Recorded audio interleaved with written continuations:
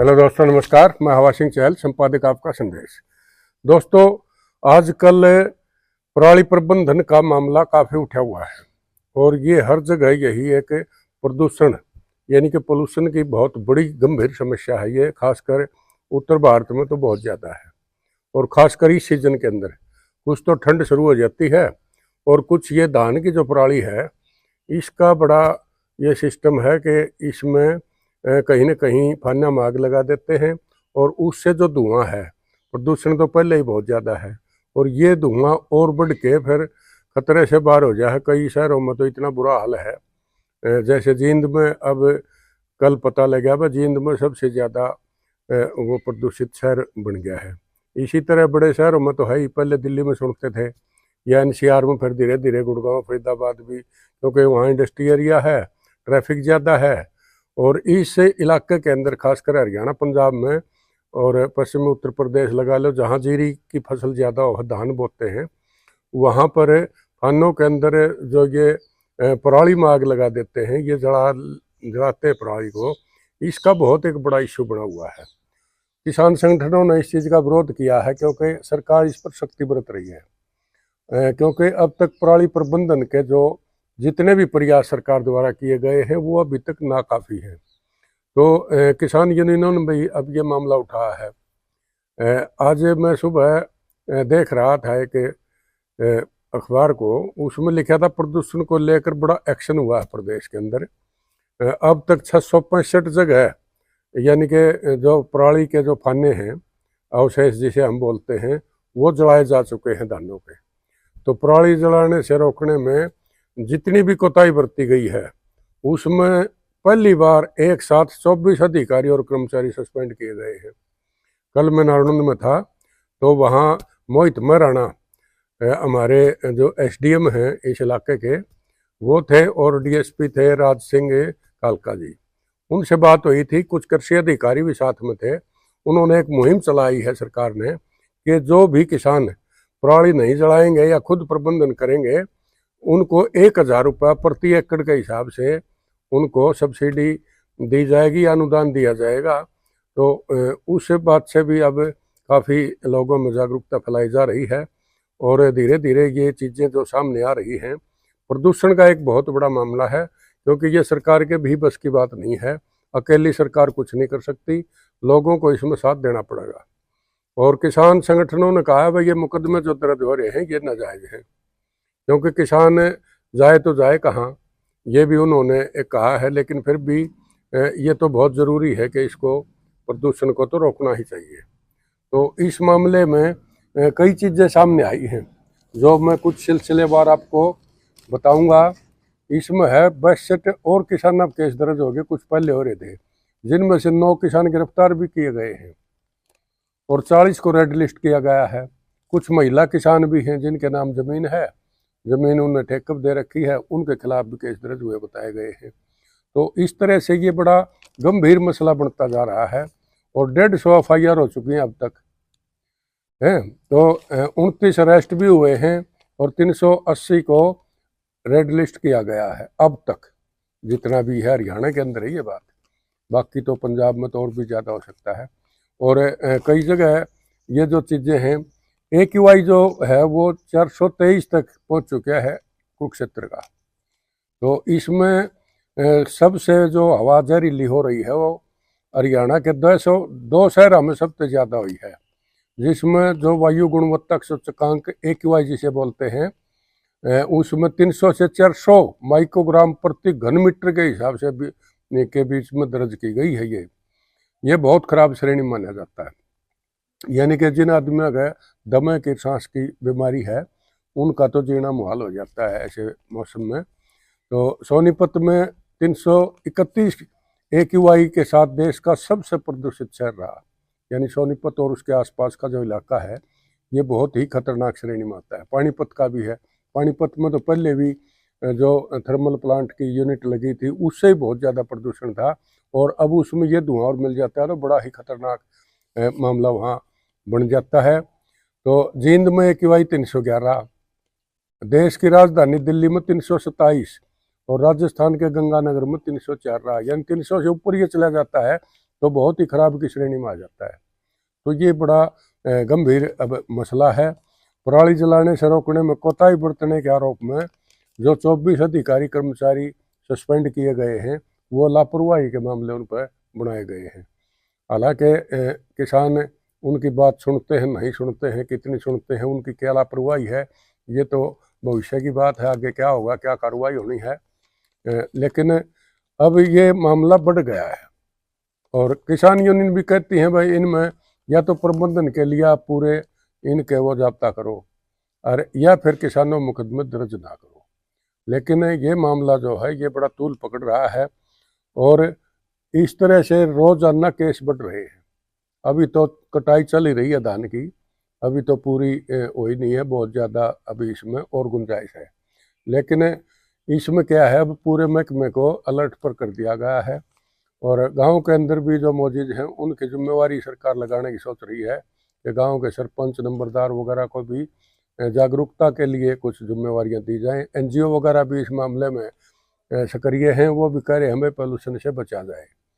लेकिन पराली प्रबंधन कैसे हो, इसके बारे में खास बातें ये हो रही हैं कि भाई या तो सरकार ने जो मशीनें बनाई हैं गांठ बनाते हैं उसकी, या भाई इसको पहले सेल हो जाती थी, आजकल इसके ग्राहक कम हैं क्योंकि पहले तो इनकी काट कूट के इनको ज़्यादातर राजस्थान में इसकी खपत होती थी।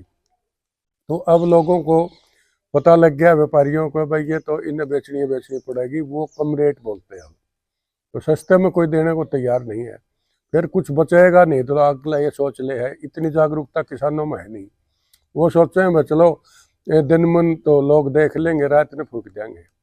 लेकिन रात में उनको ये पता नहीं है कि सैटेलाइट से वो लोकेशन निकाली जाती है और उससे भी पकड़ में आ जाते हैं। तो इस किस्म से अब किसानों में जागरूकता की जरूरत है। तो दोस्तों ये कुछ जगह गिरफ्तारियां भी हुई हैं। 5 गिरफ्तारी करनाल में हुई हैं, सोनीपत के थड़ में 2 किसानों को गिरफ्तार किया गया है। अब तक 29 किसान गिरफ्तार हुए हैं। तो रेड लिस्ट में भी काफ़ी लोग आए हैं।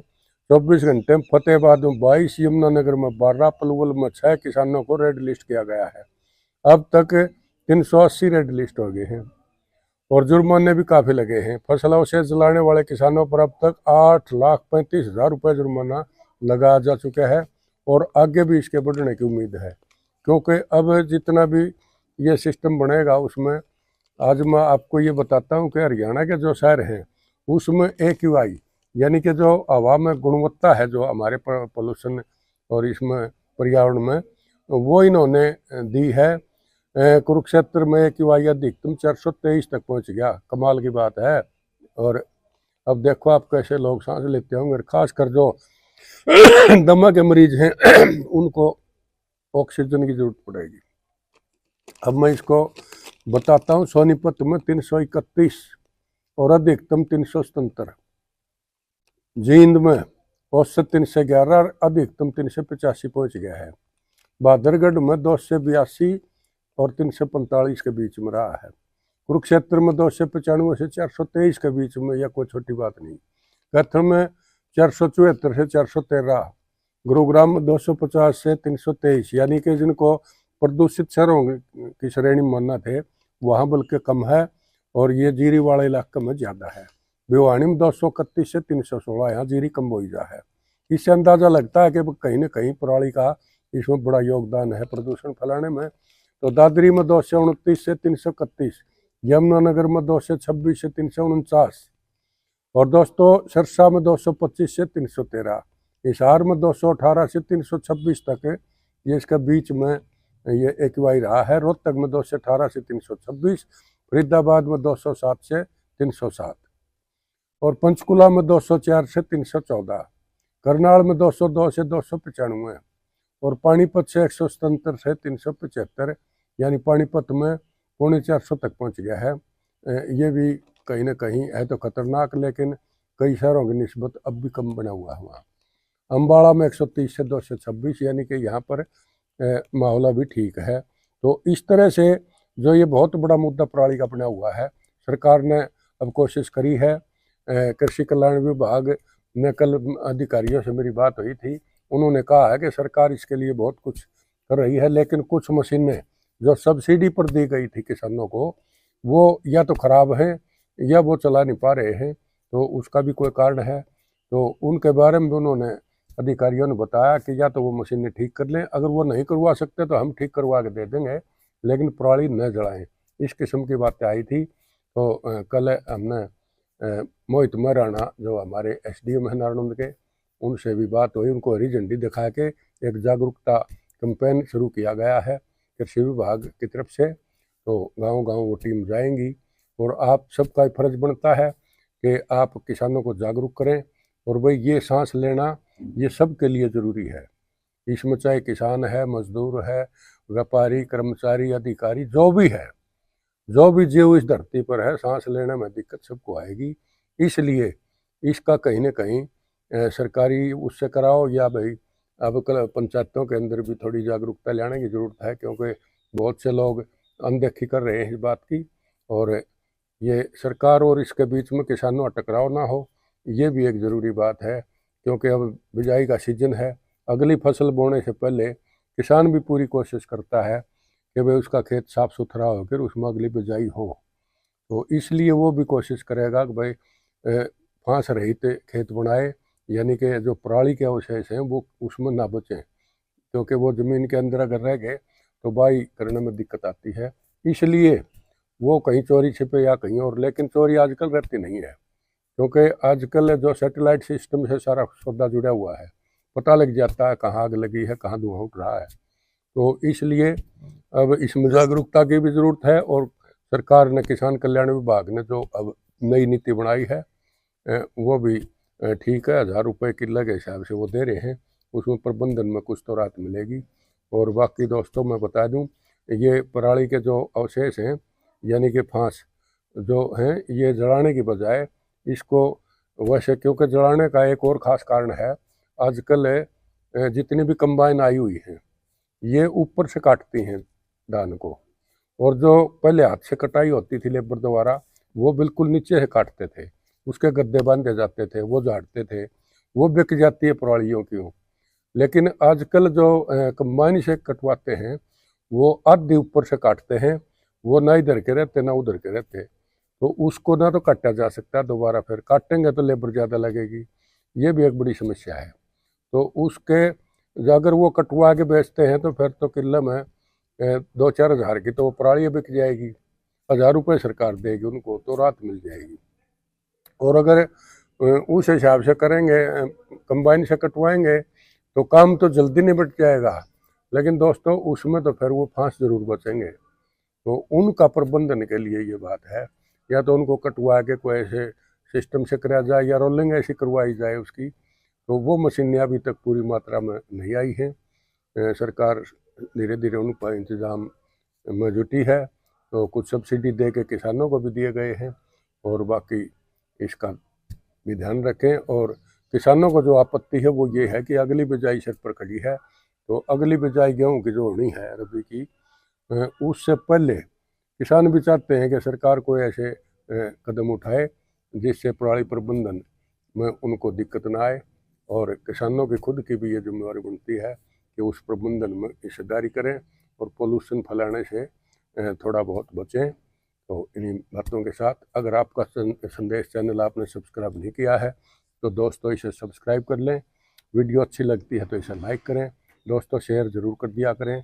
हम आपको कुछ ख़ास मुद्दों पर बात करने के लिए आपके सम्मुख पेश होते हैं। तो इन्हीं बातों के साथ आगे जो भी कोई ख़ास खबर आपसे संबंधित होगी वो हम आप तक ज़रूर पहुंचाने की कोशिश करेंगे। आज इतना ही, अगले एपिसोड का इंतज़ार कीजिए। तब के लिए नमस्कार, जय हिंद दोस्तों।